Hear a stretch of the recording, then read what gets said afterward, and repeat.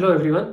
आज का जो लेक्चर है ये व्हीट स्टोन ब्रिज के बारे में है। मैं पहले ही बता दूं, ऐसा कोई स्ट्रक्चर जिसमें 5 रेजिस्टेंसेस हो, ब्रिज की तरह दिखता हो, उसको व्हीट स्टोन ब्रिज बोलते हैं। और व्हीट और स्टोन से कोई लेना देना नहीं है। एक साइंटिस्ट है व्हीट स्टोन करके, उन्होंने इस पर अच्छी खासी रिसर्च करी थी और मीटर ब्रिज का थ्योरेटिकल फॉर्म है ये, उसके लिए बनाया था। मीटर ब्रिज मतलब एक ऐसा अरेंजमेंट जिसको practical form of wheat stone bridge बोलते हैं, जिससे अननोन रेजिस्टेंस निकाला जाता है। प्रैक्टिकल में काम आएगा। बहुत सारी चीजें हो गई। प्रैक्टिकल तो यहाँ नहीं चल रहा है, आपका कंपिटेटिव जो एग्जाम होगा उसमें ऐसा कोई स्ट्रक्चर आएगा और ऐसा बोला भी नहीं जाएगा कि व्हीट स्टोन ब्रिज है। आपको नेट रेजिस्टेंस, करंट या किसी एक रेजिस्टेंस में वोल्टेज निकालना पड़ेगा। तो देख के समझना पड़ता है कि व्हीट स्टोन ब्रिज है या नहीं है। थोड़ा बहुत मैं आपको आइडिया दे दूं, जैसे मैंने बोला कि 5 रेजिस्टेंसेस होते हैं, पर ये थंब रूल नहीं है। और आगे और क्वेश्चन करेंगे तब आपको पता लगेगा कि 5 से ज्यादा रेजिस्टेंसेस भी हो सकते हैं। फिर कैसे पता लगेगा? आप खुद देखो कि यहाँ पे जो बीच में जॉइंट लगा है ना R5 का, इसकी वजह से यहाँ पे कुछ जंक्शन टाइप का बन गया है। तो ना तो आप इसको पूरा सीरीज में मान सकते हो, ना पूरा इसको आप पैरेलल में मान सकते हो। तो उस केस में आपको ये बोलना पड़ेगा, सोचना पड़ेगा कि यस ये व्हीट स्टोन ब्रिज है। अब देखो, अगर आप लकी हो तो व्हीट स्टोन जो है बैलेंस्ड कंडीशन वाला मिलेगा आपको। लेकिन थोड़ा सा अगर मेहनत करवानी हुई एग्जामिनर को तो आपको किरचॉफ रूल वाला बेस दे देंगे, जिसमें केवीएल केसीएल लगाना पड़ेगा। अच्छी खासी मैथ्स होगी, प्लस माइनस की थोड़ी सी भी गलती हुई तो आंसर डेफिनेटली रॉन्ग ही आएगा। तो ये जो लेक्चर है ये तो डिपेंड करता है बैलेंस्ड वाले पे, तो ये अनबैलेंस्ड वाले को हटा देता हूं।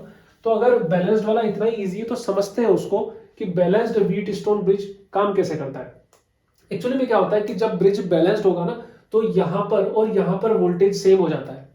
उस चक्कर में यहां पर करंट फ्लो होती ही नहीं है। अब जब करंट फ्लो नहीं होती है तो बीच वाला रेजिस्टेंस ये जो ना R5, इसको हटा दो। तो जैसे इसको हटाओगे तो ये दोनों और ये दोनों सीरीज में हो जाएंगे। तो इतना अच्छा जब कंडीशन है तो देखते हैं कैसा काम करता है। उस केस में क्या करता है, करना है आपको, मैनर का ध्यान रखना है, ऑर्डर का ध्यान रखना है बैलेंस कंडीशन चेक करने के लिए। जैसे अगर मैं लेफ्ट टू राइट जा रहा हूं ऊपर वाले पोर्शन में, तो नीचे भी लेफ्ट टू राइट जाना है। कैसे? अगर मैं करता हूं R1/R2, तो नीचे मुझे करना पड़ेगा R4/R3। इनका अगर रेशियो इक्वल आ गया तो मतलब बैलेंस्ड है। किसी ने बोला नहीं मुझे ऐसे लेफ्ट टू राइट नहीं जाना, टॉप टू बॉटम आना है, ठीक है। तो अगर इधर टॉप टू बॉटम गया मतलब R1/R4 किया और इधर R2/R3 किया, ये है R2/R3। और अगेन अगर ये इक्वल आ गया तो इसको भी क्या बोलोगे आप? बैलेंस्ड कंडीशन बोलोगे। कुछ किया नहीं अलग से। यहां पर R2 था, इस R2 को इधर भेजा, R4 को इधर भेजा, यही तो करा। कोई ये भी बोल सकता है कि दोनों को मल्टीप्लाई कर दे, तो मतलब R1/R3 इक्वल्स टू R2/R4, ये भी कर सकते हो, बिल्कुल सही बात है। आमने सामने के मल्टीप्लाई कर दो। इन सभी कंडीशन में ब्रिज जो है बैलेंस्ड होगा। बीच वाला जो रेजिस्टेंस जो R5 है उसको हटा दो, कोई यूज नहीं है, करंट ही फ्लो नहीं हो रही। हाँ, एक और मैं गलत बता दूं, कुछ लोग क्या कर लेते हैं गलत, कि जैसे उन्होंने मान लो R1/R2 निकाला, तो R1/R2 निकाला, कुछ रेशियो आया, फिर इधर देखा कि R4/R3 करा, जो कि करना चाहिए था, रेशो सही मैच नहीं हुआ, तो उन्होंने क्या कर दिया, R3/R4 करके बैलेंस कर दिया। ऐसे नहीं करना, उल्टा बैलेंस नहीं करना, गड़बड़ हो जाएगा। ये आ भी गया ना इक्वल तो भी गड़बड़ है। ऐसे नहीं करना, इसी ऑर्डर में करना है।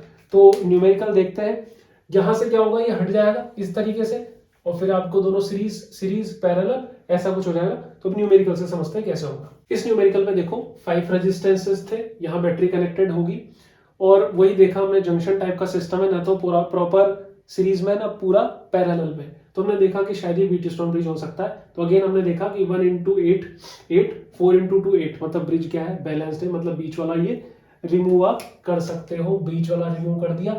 कैसे किया मैंने, देखो 1 और ये 2 कितना बना, 1:2, और ऐसे ये 4:8 कितना बना, 1:2। मतलब ब्रिज क्या है, बैलेंस्ड है। इस केस में बीच वाला हटाया तो कैसे बनेगा, ये बीच वाला हटा दो, चलो मिटा के बताता हूं। ये हटाया, ऐसा हो गया 1 ओम, 2 ओम, 4 ओम, 8 ओम, सीरीज सीरीज 1 और 2 सीरीज में, 3 ओम, 4 और 8 12 ओम। दोनों पैरेलल में, पैरेलल को ऐसे निकालते हैं, R1/R2 अपन R1+R2, 3 into 12 अपॉन 3 + 12 15, 5 टाइम्स आ गया 12/5 ओम, ठीक है। चलो नेक्स्ट की तरफ बढ़ते हैं। अपोजिट वाला क्वेश्चन करेंगे। देखो इसको बोलते हैं अपोजिट क्वेश्चन। क्या दिया हुआ है, if the bridge is balanced, पहले से ही ब्रिज बैलेंस्ड है, तब आपको x की वैल्यू फाइंड करनी है। इस x को मैं ढंग से बना देता हूँ, वरना है तो चमगादड़ की तरह दिख रहा है। x ये हो गया। यहाँ पर क्या है कि ब्रिज बैलेंस है, इसका मतलब रेशो मैच होना चाहिए। देखो मतलब 11:22, इसका रेशो क्या बनना चाहिए, 1:2 बन रहा है, ये बना 1:2। इधर देखा हमने कि अगर ये x लगा हुआ नहीं होता तो ये 2 और 2 का रेशो तो 1:1 बनता, 1:2 बनना चाहिए था। इसका मतलब ये जो x रेजिस्टेंस है ना, इसने लग के कुछ ऐसा काम किया कि रेशो 1:2 बना देगा ये। अब 1:2 का मतलब है कि देखो ये तो 2 ही है, यहाँ पे क्या बनना चाहिए, 1 बनना चाहिए, तभी तो रेशो क्या बनेगा, 1:2। हमें पता है कि पैरेलल में रेजिस्टेंस कम होता है, तो ये x इसके साथ लगेगा और रेजिस्टेंस को क्या करेगा, कम करेगा। 2 और 2 का पैरेलल रेजिस्टेंस ही 1 बनता है, तो मतलब x की वैल्यू कितनी आनी चाहिए, 2। तो 2 और 2 1 हो जाएगा, तब जाके 1:2 आ जाएगा। बिना पेन चलाए हमने कर लिया। अब इसको देखते हैं करें कैसे। 1:2 बनना चाहिए, मतलब इस पूरे का वर्सेस इसका रेशियो 1:2 आना चाहिए। इस पूरे का मतलब पैरेलल कॉम्बिनेशन का 2x upon 2 + x upon 2 equals to 1:2। ये इतना बड़ा इसलिए लगाया है क्योंकि कंफ्यूजन हो जाता है कई बार बच्चों को, इस वजह से लगाया। ये कटा इससे, मतलब 2x upon 2 + x equals to 1 आया। ये इधर भेजो पूरा का पूरा, 2x = 2 + x, ये x इधर आएगा, 2x - x इक्वल्स टू 2। सही चल रहा है क्या, देखो आप, x इधर आया, माइनस का बना, तो x = कितना आ गया, 2 ओम, और यही तो हमने प्रेडिक्ट किया था। सही है, नेक्स्ट की तरफ बढ़ते हैं। जैसे मैंने आपको बोला था कि जरूरी नहीं है कि 5 रेजिस्टेंस ही हो तभी वीट स्टोन होगा। अब यहाँ देखो 1 2 3 4 5 6 7 8 रेजिस्टेंसेज है, तब भी वीट स्टोन ब्रिज हो सकता है, क्योंकि हमने देखा कि भाई यहाँ पे ये जंक्शन बन रहा है। तो कोशिश करते हैं इसको वीट स्टोन ब्रिज में बिठाने की। यहाँ देखा 2 रेजिस्टेंस, यहाँ देखा 2 रेजिस्टेंस, दोनों सीरीज में। इसको सिंपल करते हैं एक बार।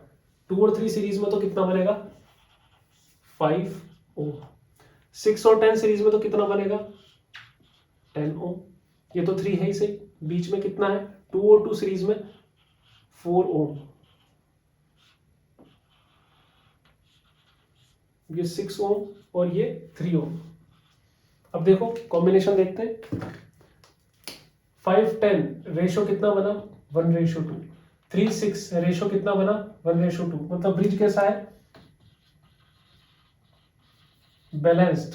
तो जान बची, मतलब बीच वाले को क्या कर दो, इसको हटा दो।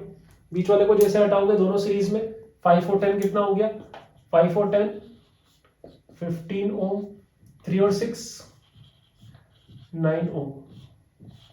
पैरेलल को कैसे करते हैं, R1 R2 पर R1 + R2, 15 × 9 अपॉन 24।